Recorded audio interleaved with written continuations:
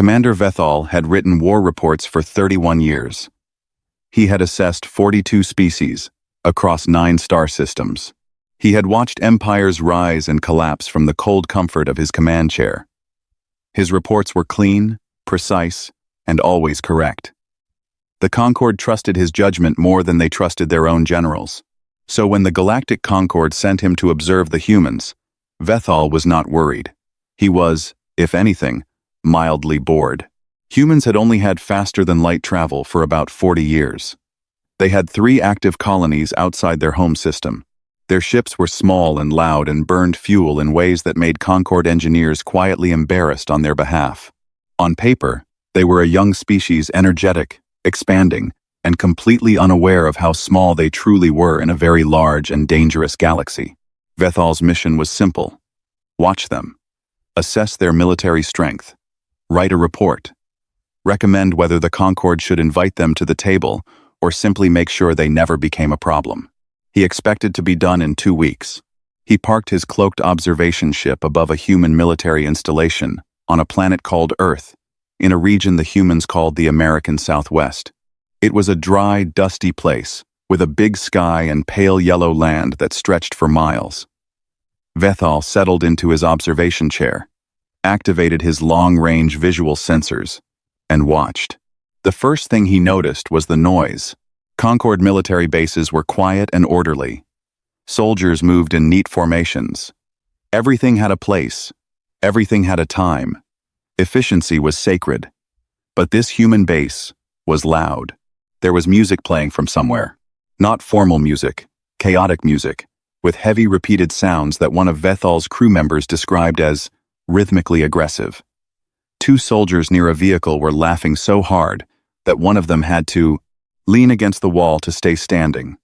3 others sat in the shade, eating something from small bags and throwing the empty bags at each other.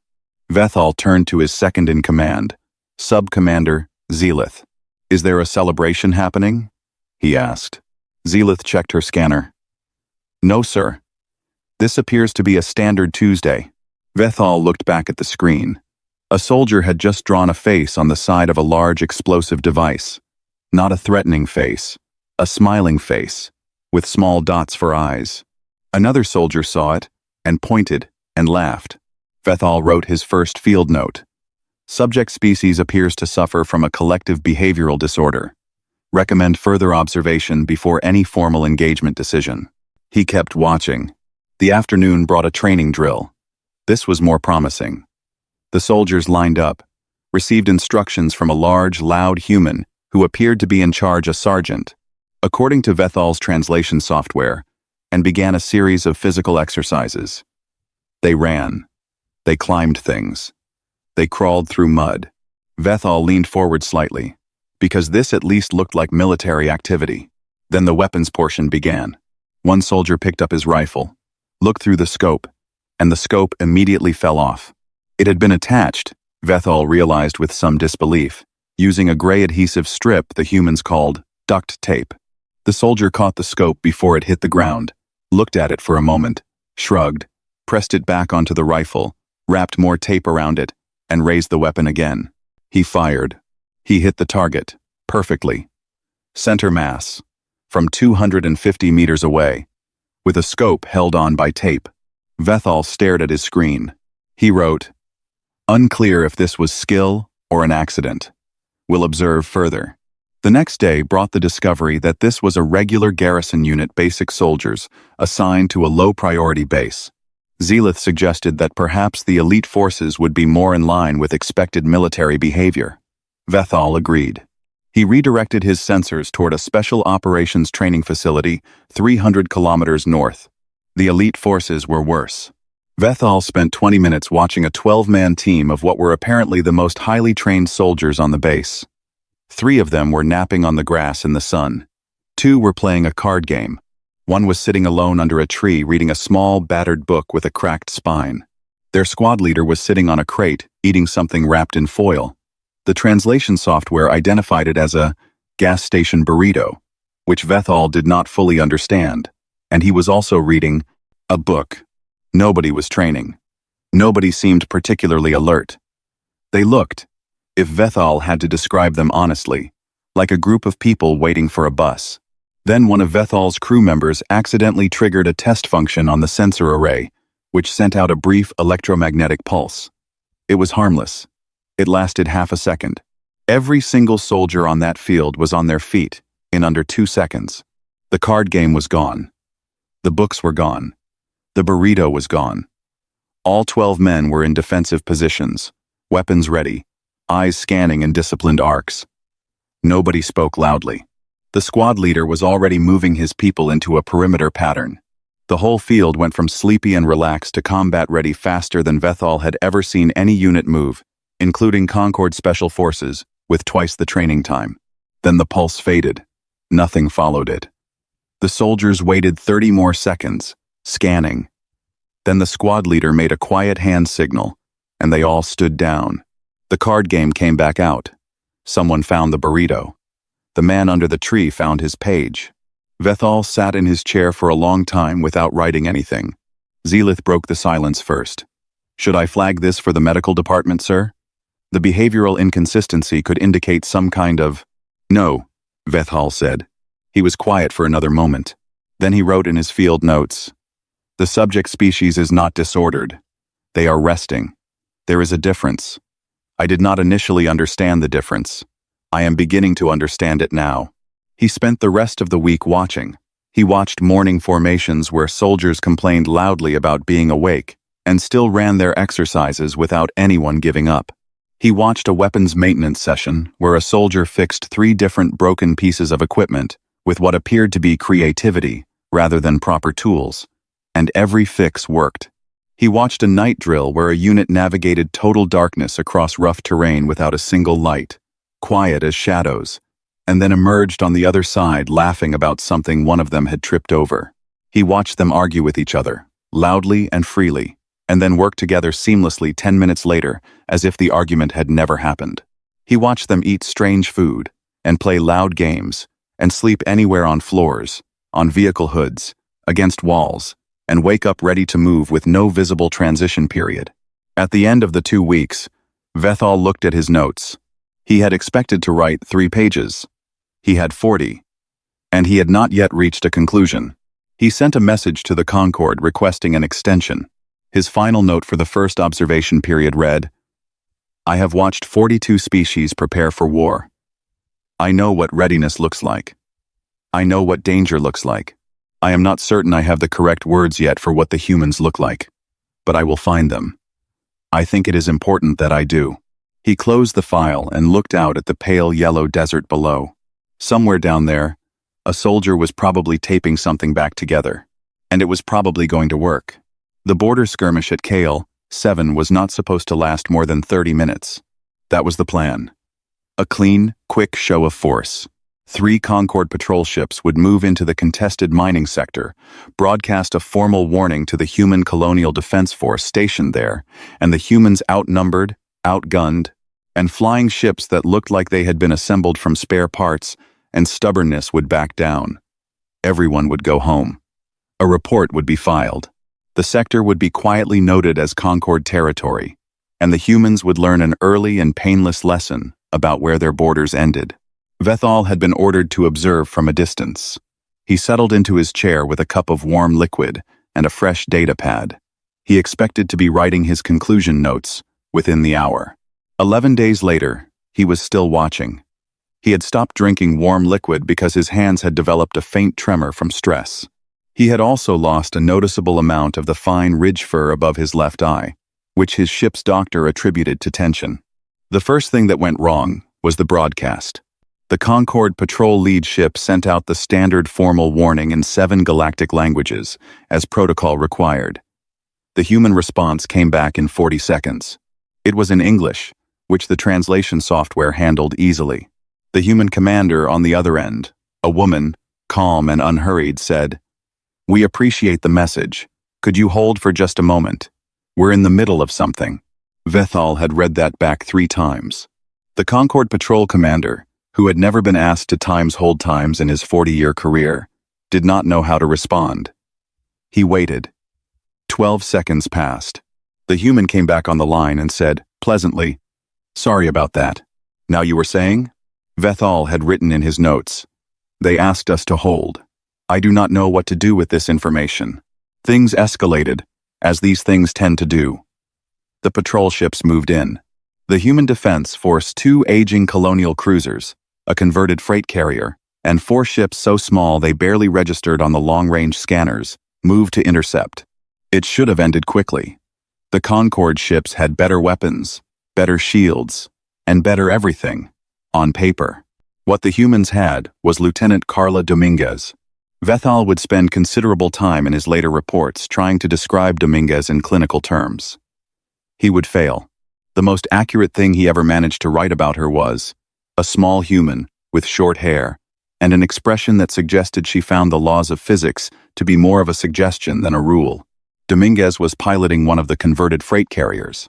When the Concord ships moved to cut off the human formation, she did something that made Vethal's tactical analyst stand up from his station involuntarily.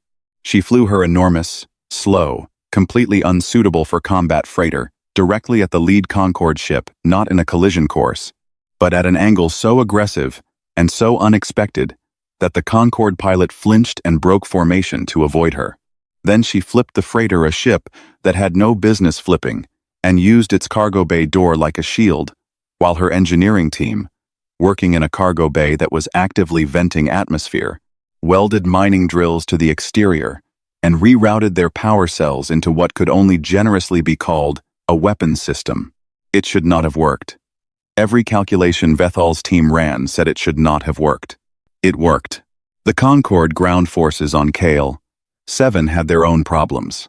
They had landed 2 full companies, well-armed and well-supplied, and they expected to secure the mining outpost in a few hours.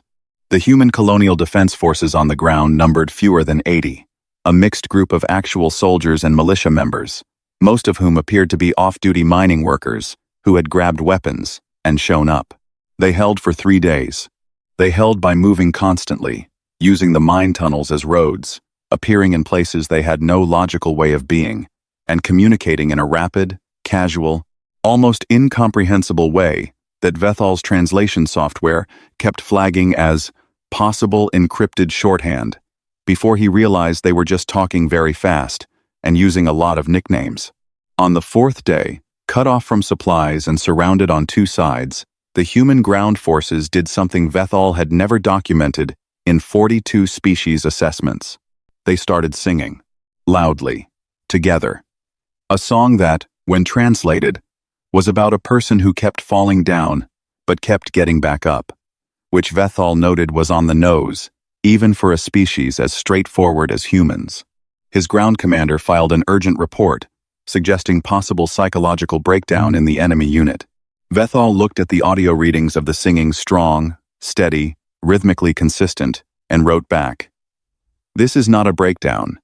Monitor, but do not engage. I want to see what this is." What it was, he eventually understood, was simply what humans did when things got hard. They made noise together. They reminded each other. They were not alone. It was, by any metric he had, completely impractical and militarily irrelevant. It was also, he noted with some discomfort in his private log, the most cohesive unit behavior he had ever observed. 3 more formal surrender ultimatums were sent over the next 4 days. The responses from the human commander were, in order, a polite decline with thanks for the offer, a confused question asking whether there was room for negotiation on the terms, and then on the 3rd, the now famous response that Vethal included verbatim in every version of his report, because he could not find a way to summarize it that did justice to the original. "Sorry, could you repeat that?" "We were in the middle of something." They had used the same phrase. Vethal did not know if it was intentional. He suspected it was. He had no evidence. He included a footnote. The skirmish ended not in victory for either side, but in a tactical standoff. Concord forces pulled back to reassess. The human defense held the outpost, and both sides quietly agreed to stop shooting while their respective governments panicked. It was formally logged as a draw. Vethal filed his field report on the engagement. It was 19 pages. His supervisor sent it back with a note that said it read less like a military assessment and more like a personal record of bewilderment. Vethal did not disagree. He sent it back unchanged. Then he filed for 2 weeks of medical leave. His doctor cleared it immediately. The ridge fur above his eye had not grown back, and his resting pulse was running high. The doctor asked him what had caused the stress. Vethal thought about Dominguez flipping a freighter. He thought about the singing. He thought about, "Could you hold for just a moment?" "I've been watching humans," he said. The doctor nodded slowly and extended the leave to 3 weeks. When Vethal returned from medical leave, he was given a new assignment.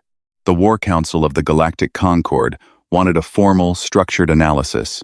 Not field notes, not personal observations, not 19 pages of what one senior admiral had described, with visible frustration, as you watching humans and slowly losing your composure.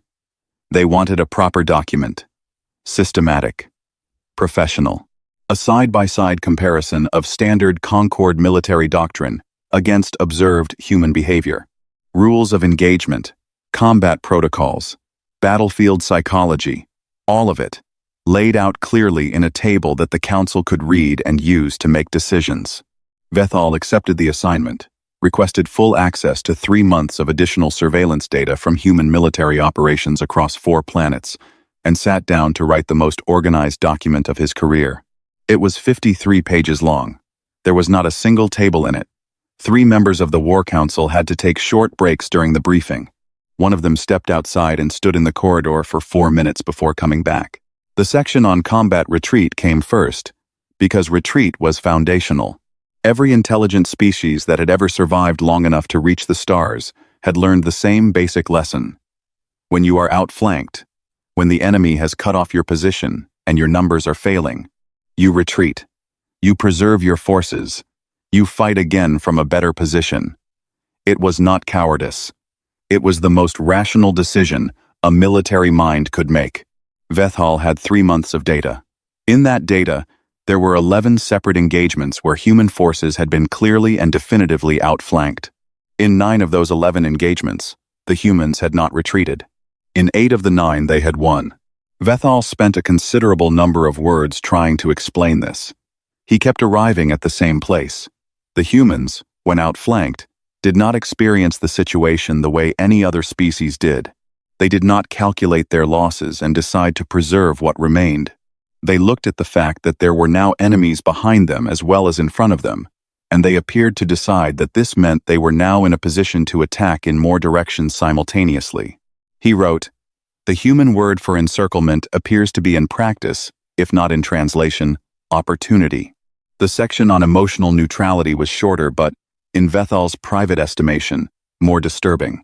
Every serious military organization across the Concord trained its soldiers to manage their emotions. Anger made you stupid, fear made you slow, grief made you reckless. A calm soldier was an effective soldier. The evidence for this was enormous and old and accepted without debate by every species that had ever fought a war. Except humans. Vethal had the data from a ground engagement on the colony world of Ceres. 4. A human unit had been holding a communications relay against a Concord probe force. The engagement was going poorly for the humans. They were losing ground. They were tired. And a probe drone had scored a hit on one of their positions. The unit's effectiveness ratings, by every standard measure, should have dropped. Instead, they increased. The unit's speed went up. Their coordination went up. Their accuracy measured in number of effective actions per unit of time went up.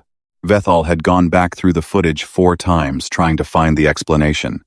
He found it eventually, in a piece of communication between 2 soldiers that his surveillance had captured. One of the soldiers had told the others that someone had insulted their city's sports team. Vethal was not fully certain what a sports team was.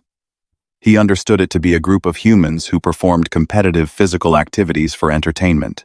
He did not understand how an insult directed at such a group could increase a soldier's effectiveness in live combat by a measurable percentage. He included the footage, the data, and a note that read, "I cannot explain this. I have included it because I believe it is important." The section on surrender was the one that caused the first break in the War Council briefing. Surrender, in Concord doctrine, was not shameful. It was rational. When defeat was statistically certain, the calculation was precise. The threshold was known, a unit surrendered. They lived. They were processed and eventually exchanged. The war moved on. This was how intelligent species behaved. Vethal presented the Council with data from 18 engagements where human forces had faced odds that cleared the Concorde's own threshold for certain defeat. 17 of those 18 units had not surrendered. He quoted a human soldier from intercepted communications. The soldier had been told, by his own officer, that their odds of surviving the next hour were approximately 3%. The soldier's response, which had been recorded, and which Vethal read aloud in the council chamber was, "That's still a 3%. So what are we waiting for?" The room was quiet for a moment. Then came the section on civilian behavior, and one of the council members stood up and walked out. In every conflict Vethal had ever documented, there was a clear line between military and civilian populations. Civilians suffered in wars. This was unavoidable and terrible, but they did not, as a rule, actively participate. They sheltered. They fled. Sometimes, they resisted in small and local ways, but they did not, as organized populations, decide to simply join the war effort without being asked. Humans, it turned out, did exactly that. Vethal presented footage from the colony world of Kale, 7, taken after the skirmish. Human civilians, farmers, shop owners, teachers, and retired workers had, without any formal instruction, begun quietly supplying the defense force with food, parts, medical materials, and information. Some of them had taken more direct roles. The footage showed a network of ordinary people who had looked at a war happening near them and simply decided they were part of it. And then there was the woman on the northern settlement road. She was 71 years old. She had silver hair and a small agricultural vehicle called a harvester. A Concorde patrol skiff, armored, with 2 crew members, on a reconnaissance pass, had come down her road. The woman had looked at it. She had gotten into her harvester. She had driven it directly into the skiff at the highest speed the machine could manage. The skiff was inoperable. The woman walked away with a bruised arm. She had reportedly told a neighbor afterward that she was not going to just sit there. Vethal showed the footage. An elderly Concorde admiral, white-ridged and long-decorated, watched the clip in complete silence. Then, he turned to Vethal. "Is she a trained operative?" the admiral asked. "She is a retired schoolteacher," Vethal said. The room stayed very quiet for a while. Vethal closed the section, straightened his papers, and looked out at the council. "I want to be clear," he said. "I am not recommending conflict with these people. I am recommending that before anyone in this chamber makes any decision about how to handle the human species, they understand one thing." He paused. "The soldiers are not the most dangerous part. The Vrex collective attacked, without warning. That was their way. The Vrex had been expanding for 2 centuries by hitting new targets before those targets had time to think. They did not negotiate. They did not announce. They moved fast, hit hard, and kept moving. It had worked on 11 species before. They saw no reason it would not work again. What they had not accounted for was that their 2 new targets happened to already be annoyed at each other, and that one of those targets was human. The attack hit both Concorde frontier stations and human colonial outposts on the same day, within hours of each other. The message was clear: the Vrex wanted both of them destabilized at the same time, hoping the 2 powers would be too busy blaming each other to respond effectively. It was a good plan. It was the kind of plan that worked against every species that thought carefully about who their real enemy was before they started fighting. The humans responded in 6 hours with a ceasefire proposal to the Concorde. The message was direct and short. It said, more or less, that they could argue about the mining sector later, but that there was currently something much bigger hitting both of them, and that they should probably deal with it together. The Concorde debated for 9 hours. Vethal spent most of that time sitting outside the debate chamber because he had already made up his mind, and waiting for other people to catch up was not his strongest skill. When they finally voted to accept the alliance, he was already packed. He was assigned as Joint Operations Liaison to a human strike team, Task Force Ember, which was staging out of Neutral Station, Halveth, 9.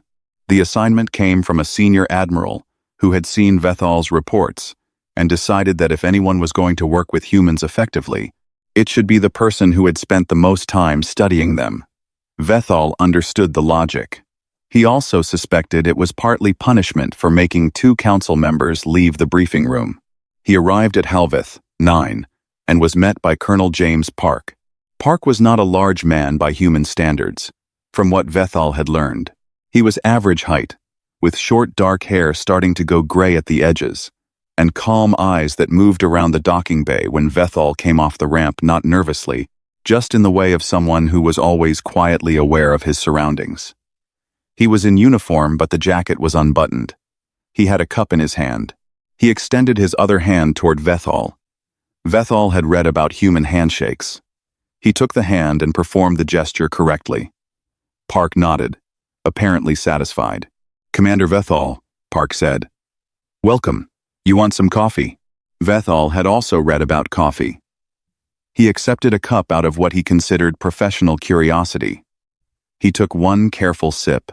The sensation was immediate, complex, and not entirely unpleasant, though it was also much more aggressive than anything he normally consumed in the morning.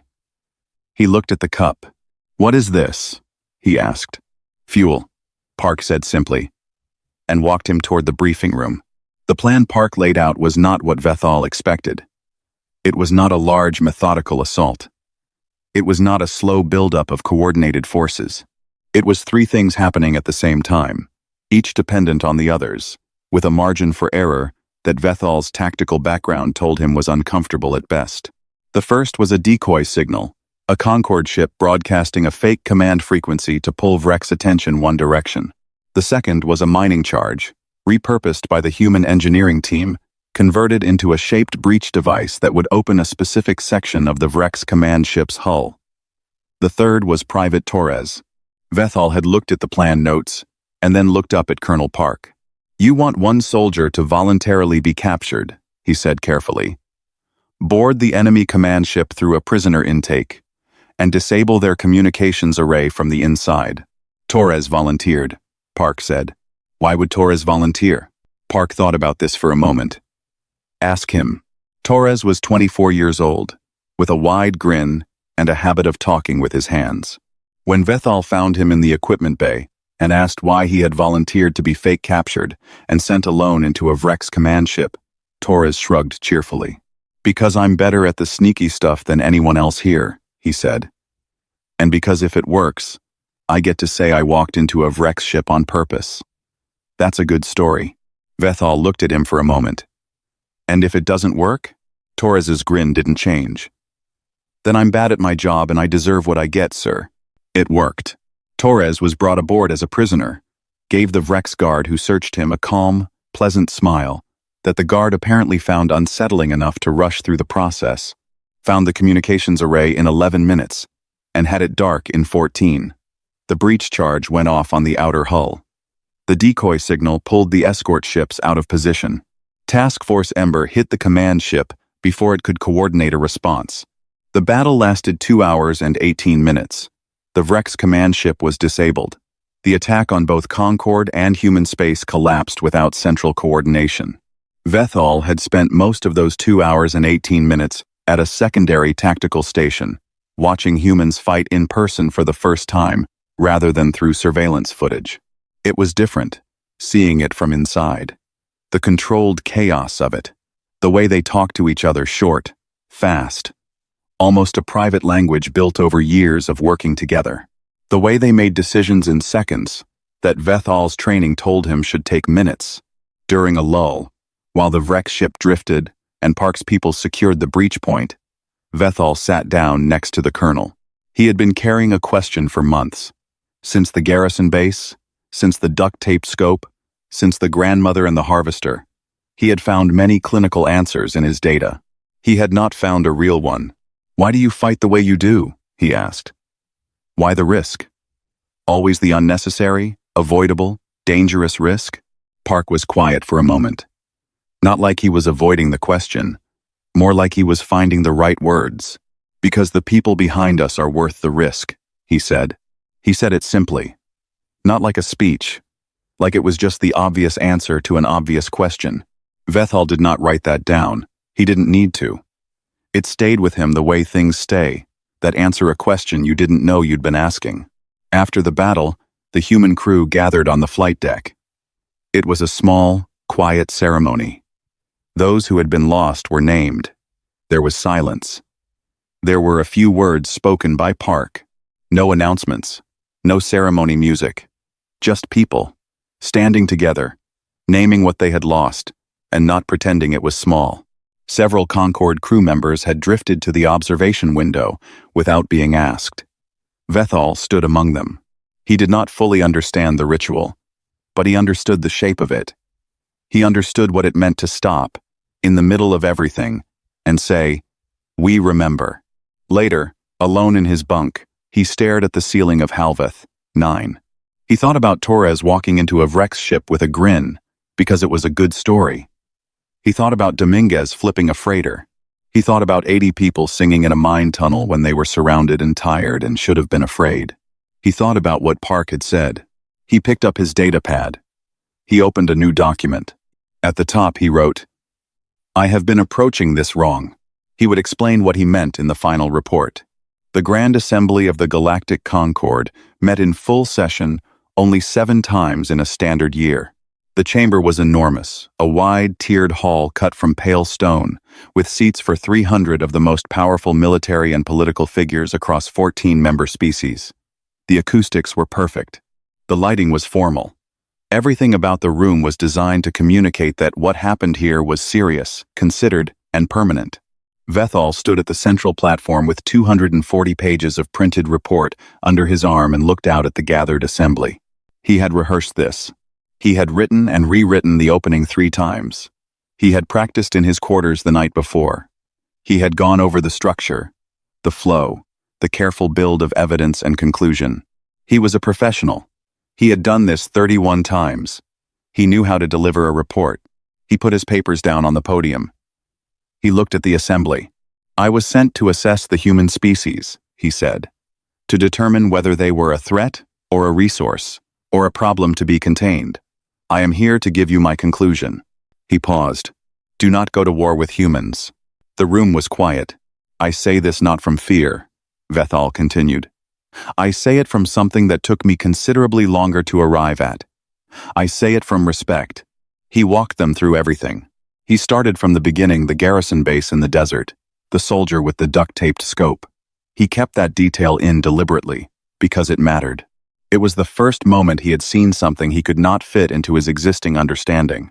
A weapon held together by the cheapest adhesive material the humans manufactured, used by a soldier who was casual and relaxed and completely confident, and then the shot. The perfect, clean, center shot. He had thought at the time that it might be an accident. He knew now that it was not. He walked them through Kale, 7, through Dominguez and her converted freighter, and the engineering team working in a bay that was losing air, and how they had built something that should not have functioned, and flew it at a Concorde warship without flinching. He described the 80 ground troops in the mine tunnels, tired, surrounded, singing.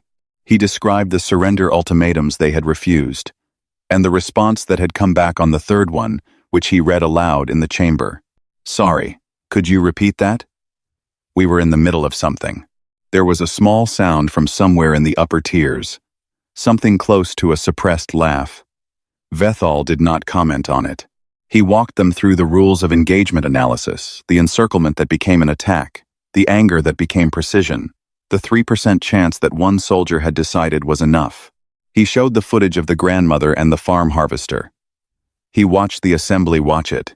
He saw the moment the elderly admiral in the front row recognized the clip, the slight forward lean, the stillness that followed. Then he talked about Halveth, 9, about Park and Torres and the plan that had no right to work. He did not tell them what Park had said during the lull that felt like a private thing, not assembly business. But he described the ceremony on the flight deck and the Concorde crew at the window and what it had looked like from the outside to watch a group of people stop and remember. Then he turned to his conclusion, which was the part of the document that would later be reproduced, quoted, carved, framed, argued over. and eventually banned from public reading in 7 member states, not for being wrong, but for being the kind of thing that made senior military officers laugh helplessly at inappropriate moments. He read it plainly, in the same even tone he had used for the entire briefing. The humans are not the most powerful species we have encountered. They are not the most advanced, the most disciplined, or the most technically sophisticated. On almost every measurable scale, they sit in the middle range of species currently active in explored space. He let that sit for a moment. They are, however, the most dangerous species I have assessed in 31 years of service. Not because of their weapons, not because of their ships, or their numbers, or the strength of their economy. They are dangerous because of a single quality that I have found no scientific or psychological framework sufficient to fully explain. He looked up from his papers. They do not accept the outcome until it has happened. He explained what he meant. Other species, all other species, including the Concord's finest, had a threshold, a point at which the calculation was complete, the numbers were clear, and the rational mind accepted the result. It was not weakness, it was intelligence. You could not fight mathematics. Humans fought mathematics. Not by ignoring it, not out of stupidity. They understood the odds. They could read a situation as clearly as anyone. But somewhere, in how they were built, in the way they thought and felt and decided, there was a piece that looked at a closing door and chose to walk toward it anyway. Not because they were certain they could get through, but because they were not willing to be the reason the door stayed closed. He read the final paragraph. Of all the species I have studied in 3 decades of service, only humans look at an impossible situation and ask not whether they can survive it, but how they will describe it later. They fight as if the story is not finished. They fight as if the last word has not been written. And in my experience, when they fight like that, he paused. They are usually right. He closed the document. My formal recommendation is an immediate, unconditional, and enthusiastically pursued alliance with the human species. I also recommend that someone contact the Vrex Collective and make sure they understand what they have made an enemy of, not as a threat, as a courtesy. He gathered his papers. That is my report. The vote was unanimous. 300 voices, from 14 species, in favor of alliance with humanity. It was the fastest unanimous vote in the Assembly's history. Vethal was promoted to Senior War Assessor the following month, the highest rank his division could give. The report circulated through Concord military institutions within the year. It was assigned reading at 6 academies. It was translated into 31 languages. Admirals kept printed copies in their offices. And then, gradually, the banning began. Not from malice. Nobody thought the report was wrong or dangerous. The problem was that senior officers, admirals, generals, decorated commanders with decades of service kept reading certain sections during active duty periods and losing their composure. Stress laughing, the medical reports called it. The grandmother clip became such a well-known internal reference that it started appearing in informal communications, which was considered a breach of operational dignity. 7 member state military commands formally restricted the report from pre-mission reading. The restriction orders noted, carefully, that the report was not prohibited, only that it was not suitable for consumption in the 12 hours preceding any formal engagement, as it may impair the solemnity required for command-level decision-making. Vethal read the restriction notices. He filed them neatly in a folder. He did not comment publicly. In private, he kept one sentence from his own report printed on a small card on his desk. It was not the famous final paragraph. It was from the middle of Part 4, which most people skipped to get to the conclusion. It read, "They reminded each other they were not alone." It was, by any metric, completely impractical and militarily irrelevant. I have been thinking about it ever since. Above the entrance of the Concord Human Joint Military Academy, opened 2 years after the alliance was formalized, the final line of Vethal's report was cut into pale stone in 7 languages. They fight as if the story is not finished. Somewhere on Earth, in the American Southwest, a soldier in a dusty garrison was probably taping a scope back onto a rifle. He would probably hit the target. Vethal, had he been watching, would not have been surprised. Not anymore.